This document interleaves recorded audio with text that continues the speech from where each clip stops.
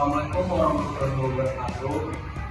Di sini kami akan mempresentasikan definisi dan unsur X. Sebelum kita sampai ke konten kita, izinkan kami perkenalkan diri terlebih dahulu.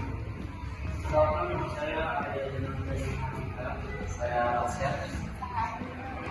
Saya kalian baik-baik ya. Halo semuanya, perkenalkan nama saya Sarah dan Begadonya. Kalian bisa manggil saya Sarah. Jadi saya di sini bakalan menjelaskan tentang pengertian elips. Jadi elips adalah himpunan semua titik pada bidang yang jumlah jaraknya ke dua titik tetap yang disebut dengan fokus F1 dan F2 selalu tetap. Dengan kata lain, kalau kita ambil satu titik di elips lalu kita ukur jaraknya ke F1 dan F2, hasil perubahannya pasti akan selalu sama. Baru ini, unsur-unsur penting yang ada di dalam elips itu meliputi pusat A dan K. Adalah titik tengah elips. Sumbu panjang, major axis, adalah garis terpanjang. Kalau sumbu pendek, dibilang minor axis. Garis tegak lurus sumbu panjang. Fokus F1 dan F2 adalah dua titik tetap di sepanjang sumbu panjang. A dan B adalah panjang setengah dari sumbu panjang dan pendek. C, jarak dari pusat ke masing-masing fokus. Jadi kita bisa lihat ya, yang pertama ini horizontal, elips horizontal. Sumbu panjangnya itu mendatar. Kalau misalnya elips vertikal, sumbu panjangnya tegak. Halo semuanya, perkenalkan nama saya Elina Fitriari. Di sini saya akan menjelaskan tentang mengenai hubungan A, B, dan C pada elips horizontal. Jadi di slide sebelumnya kalian sudah pada tahu nih kalau A itu sama dengan setengah panjang sumbu horizontal. Nah, yang dimaksud dengan setengah panjang sumbu horizontal itu adalah sumbu yang mendatar ini. Jadi bagian A itu dari sumbu yang mendatar dari sini sampai ke sini itu adalah nilai A. Nilai B itu sama dengan setengah panjang dari sumbu vertikal. Sumbu vertikal itu adalah sumbu yang tegak lurus dari sini ke sini itu adalah nilai B. Dan nilai C adalah dari titik pusat ke titik fokus. Nah, dari titik pusat ke titik fokus itu adalah di sini sampai ke nilai C sama dengan dari titik pusat ke titik fokus. Jadi dari titik pusat adalah titik yang ini dan ke F2 itu adalah titik fokus. Jadi titik P ke F2 itu adalah titik C atau nilai C. Dan pada elips horizontal samping ini ada A yaitu lebih besar daripada nilai P yang menunjukkan bahwa ini adalah sebuah elips horizontal. Dan sumbu horizontal sama dengan sumbu panjang atau sama dengan sumbu maya. Sumbu vertikal sama dengan sumbu pendek sama dengan sumbu ringan. Nah, kita di sini mengenai hubungan A, B, dan C pada elips horizontal menggunakan rumus Pythagoras segitiga yaitu CF1 ditambah CF2 sama dengan BF1 ditambah BF2. Jadi akar B kuadrat ditambah C kuadrat ditambah akar B kuadrat ditambah C kuadrat sama dengan A plus C plus A min C. Nah, karena di sini ada dua C, jadi maka kita coret aja. Karena di sini akar kuadrat B, karena akar B kuadrat tambah C kuadrat tambah akar B kuadrat tambah C kuadrat itu 2 sama dengan 2 akar B kuadrat tambah C kuadrat sama dengan 2A.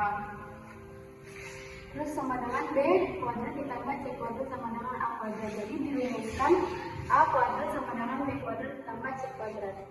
Selanjutnya saya akan membahas yaitu hubungan A, B, dan C pada elips vertikal. Nah, seperti yang sebelumnya ada A, B, dan C juga ya. Jadi A sama dengan setengah panjang sumbu horizontal. Nah, bedanya sama yang tadi itu adalah dia sekarang sumbu horizontalnya jadi lebih pendek. Kalau yang tadi itu sumbu horizontalnya itu lebih panjang daripada sumbu vertikal. Nah, jadi nilai A itu adalah setengah dari panjang sumbu horizontal. Jadi nilai A itu adalah dari ini setengahnya dari panjang sumbu horizontal. Dan nilai B itu adalah setengah dari panjang sumbu vertikal. Vertikal itu adalah tegak lurus ini ya. Dari sini ke sini itu adalah B. Nilai C itu adalah dari titik pusat ke titik fokus. Dari titik pusatnya itu kan di tengah-tengah ini ya, disimbolkan oleh huruf P, dan titik fokusnya itu adalah F1 maupun F2. Jadi kita ambil di F1 aja. Jadi dari pusat ke F1 itu adalah nilai C. Pada M vertikal samping dulu kita menemukan A kurang dari nilai B. Nah, itu disebut dengan ellipse vertikal. Dan sumbu horizontal sama dengan sumbu pendek sama dengan sumbu minor. Sumbu vertikal sama dengan sumbu panjang sama dengan sumbu mayor. Nah, seperti yang tadi kita menggunakan rumus Pythagoras, yaitu CF1 ditambah CF2 sama dengan BF1 ditambah BF2. Akar B kuadrat ditambah C kuadrat ditambah akar B kuadrat ditambah C kuadrat sama dengan A plus C plus A minus C. Karena C-nya ini ada 2, jadi kita tuang saja ini. Karena ini ditambah jadi 2 akar B kuadrat ditambah C kuadrat sama dengan 2A. Karena 2 ini sama, maka kita tuang lagi.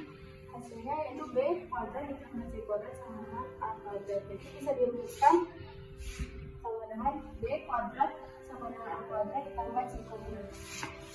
Kita akan masuk ke unsur-unsur elips. Di sini di gambar ini ada dua jenis elips. Yang pertama adalah elips horizontal. Di sini ada persamaan elips yaitu kuadrat per A kuadrat tambah Y kuadrat per B kuadrat sama dengan 1. Titik pusatnya ada di 0,0. Fokusnya ada F plus minus C, 0. Puncaknya plus minus A, 0 dan 0, plus minus B. Lalu ada pula persamaan garis arahnya X sama dengan plus minus A pangkat 2 per C. Lalu di bawahnya lagi ada X kurang A kuadrat per A kuadrat tambah Y kurang beta kuadrat per B kuadrat. Pusatnya ada di alfa, beta. Fokusnya F, A plus min, C, beta. Puncaknya A plus min A, beta dan A, dan alfa, beta plus min B. Lalu persamaan garis arahnya ada X sama dengan A plus B, A pangkat 2 per C. Kita akan masuk ke elips vertikal. Di sini ada persamaan elips yaitu X kuadrat plus A kuadrat tambah Y kuadrat per B kuadrat sama dengan 1. Pusatnya ada di 0,0 sama seperti ini juga. Di sini fokusnya adalah F 0, plus min C plus min A, 0, dan 0, plus min B. Persamaan garis arahnya yaitu Y sama dengan plus min B pangkat 2 per C. Lalu di bawahnya pula ada X min A kuadrat per A kuadrat tambah Y min beta kuadrat per B kuadrat sama dengan 1. Pusatnya ada di A, B, beta, F, alfa, beta plus min C.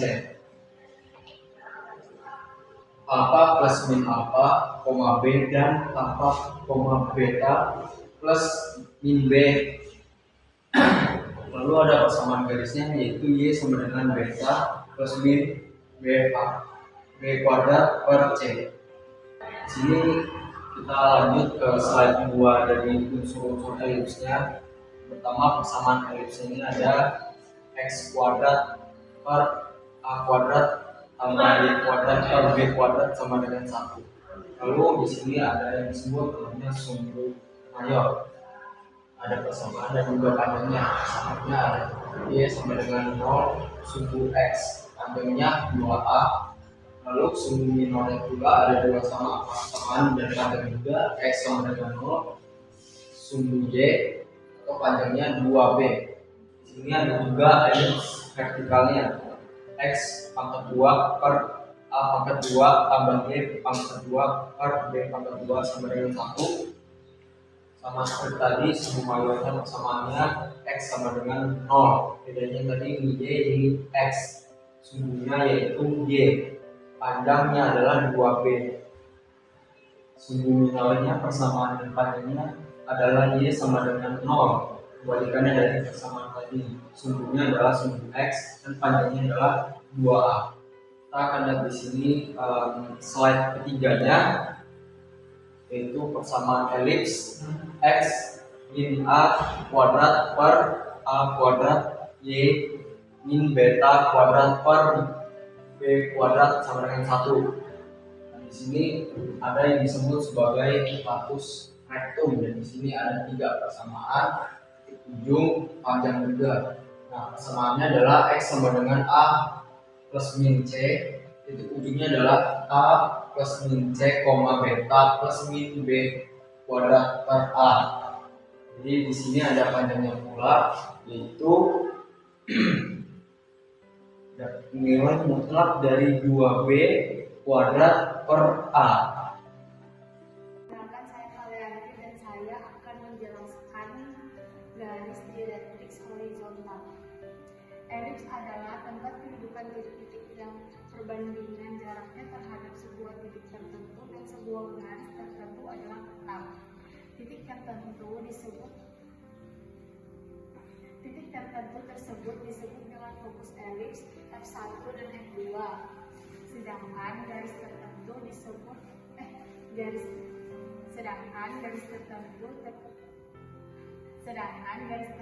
tersebut disebut dengan garis direktrix atau garis arah G dan G2.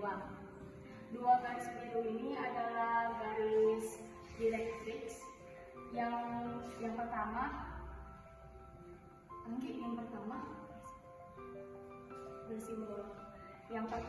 bersimbol G1.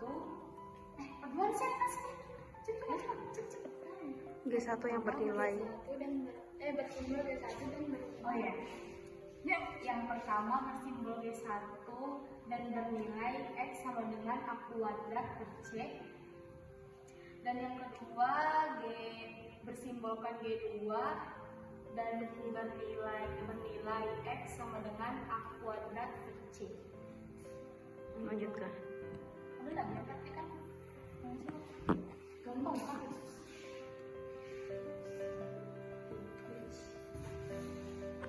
Ini sama kayak tadi. Oke. Dan sekarang garis direktrix vertikal.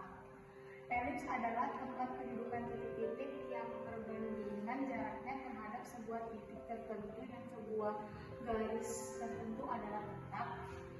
Titik tertentu tersebut disebut dengan fokus elips F1 dan F2. Sedangkan garis tertentu tersebut disebut dengan garis direktrix atau garis arah G dan G2. Dua garis biru ini adalah garis direktrix vertikal. Yang pertama bersimbolkan G1 dan bernilai Y sama dengan B kuadrat per C, dan yang kedua bersimbolkan G2 dan bernilaikan Y sama dengan B kuadrat per C.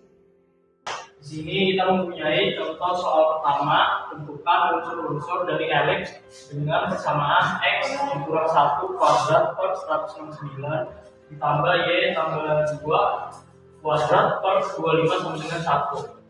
Jadi pertama kita mencari pusatnya dengan min alpha dikalikan dengan min 1. Jadi min alpha itu sama dengan 1, jadi min 1 dikali min 1 sama dengan 1. So min beta dikalikan dengan positif 2, jadi sama dengan hasilnya min 2. Jadi untuk pusatnya 1, min 2. Ya, itu dulu. Udah mulai sih. Oke, untuk bagian mencari fokusnya kita memerlukan mencari nilai dari A, B, dan C. Untuk menemukan nilai A, kita mencari kelipatan dari 169.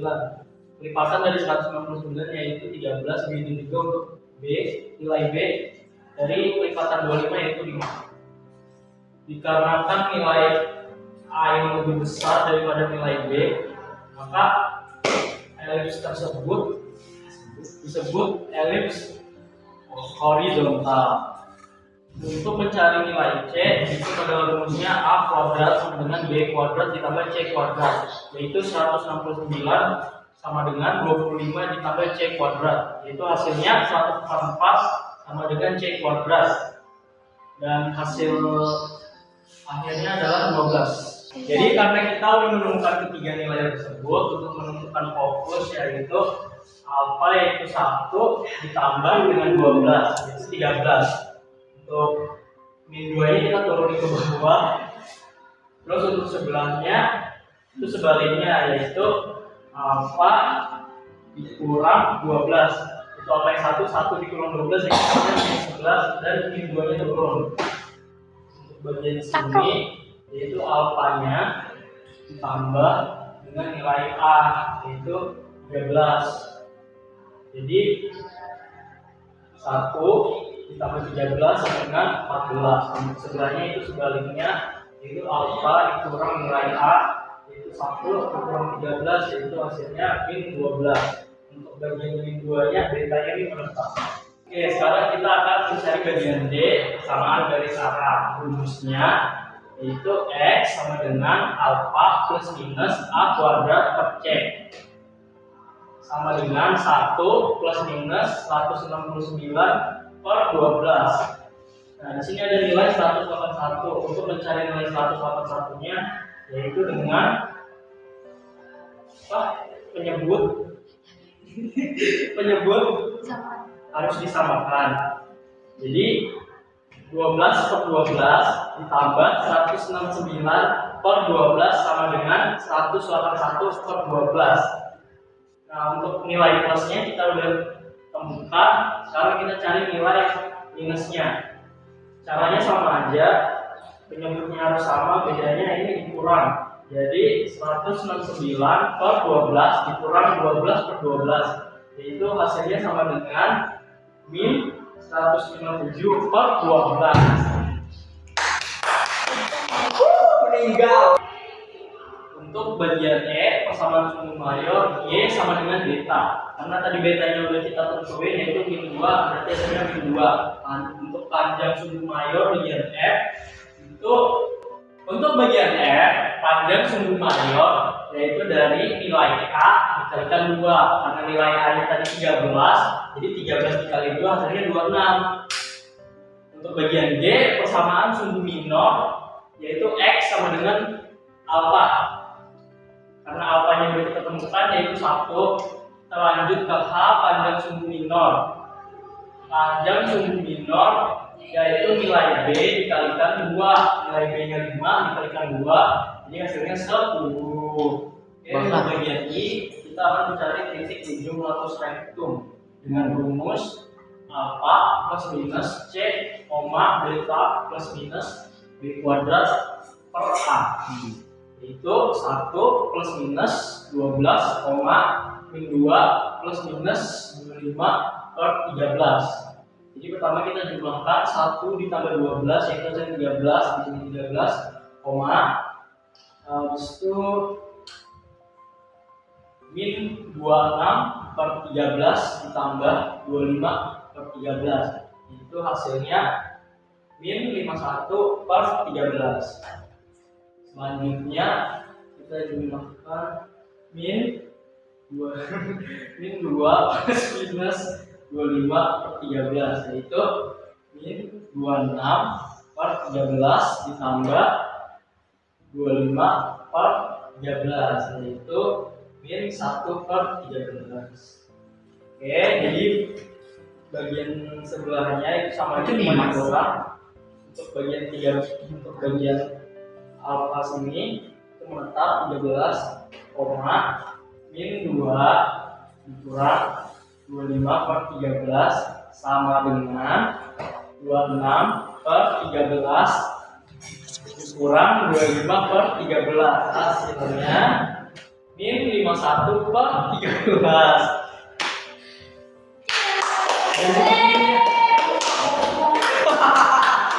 Besar. Untuk alfa bawah ini caranya sama, cuma dikurang. Jadi yang tadinya ditambah sekarang dikurang, jadi 1 kurang 12 hasilnya 11. Untuk bagian betanya ini tetap sama, hasilnya caranya juga sama. Untuk bagian J kita mencari panjang lakus rektum dengan rumus nilai mutlak lakus rektum sama dengan nilai mutlak 2b kuadrat per a sama dengan 2 dikali 25 per 13, itu hasilnya 50 per 13. Jadi hasilnya 50 per 13. Oke, kita lanjut ke contoh soal kedua. Itu tentukan unsur-unsur dari elips dengan persamaan x kuadrat per 9 ditambah y kuadrat per 16 sama dengan 1. Maka kita akan mencari pusatnya.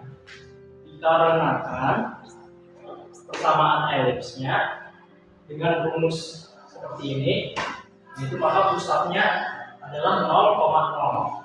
Untuk mencari fokus, puncak, dan seterusnya kita mencari nilai A, B, dan C lagi, yaitu A sama dengan pelipatan dari 9 itu 3, B sama dengan pelipatan dari 16 4. Untuk mencari C nya kita menggunakan rumus B kuadrat sama dengan A kuadrat ditambah C kuadrat, yaitu 16 sama dengan 9 ditambah C kuadrat.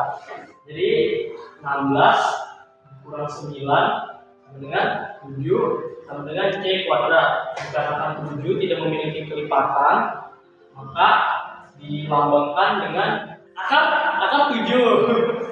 Jadi untuk mencari fokus kita menggunakan rumus 0, C, karena C nya tadi sama dengan akar 7, jadi 0, akar 7. Sebelahnya rumusnya 0, min C. Jadi hasilnya min 0, min akar 7.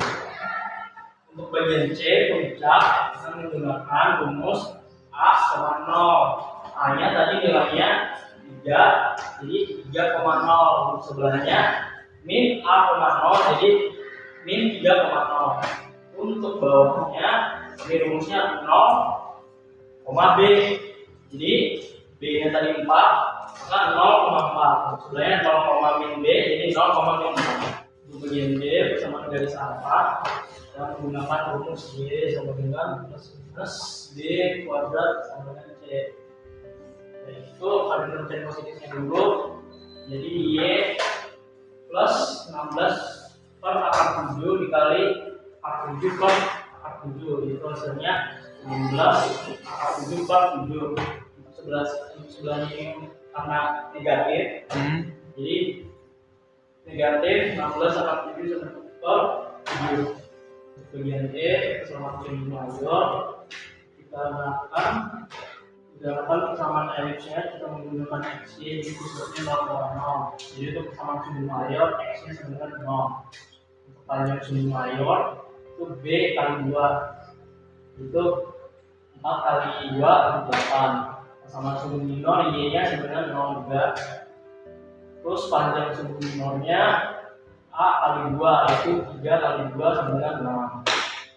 Untuk bagian I, titik ujung lakus rektum kita menggunakan rumus yang sama, plus minus A kuadrat per B, plus minus C sama dengan plus minus 9. 9 ini didapat karena A kuadrat kali 3 kuadrat sama dengan 9 per 4, plus minus akar 7. Jadi di sini ditulis 9 per 4, akar 7. Sebelahnya kita akan mencari minusnya, jadi 9 per 4, min akar 7. Bawahnya bagian X nya itu min 9 per 4, akar 7. Sebelahnya sebaliknya min 9 per 4, min akar 7. Untuk bagian J kita mencari panjang lakus rektum menggunakan rumus nilai mutlak lakus rektum sama dengan nilai mutlak 2A kuadrat per B sama dengan nilai mutlak 2 kali 9 itu 4. Dikarenakan 2 dan 4 ini masih bisa disederhanakan, jadi 2 bagi 4 sama dengan 2. Jadi hasilnya 9/2.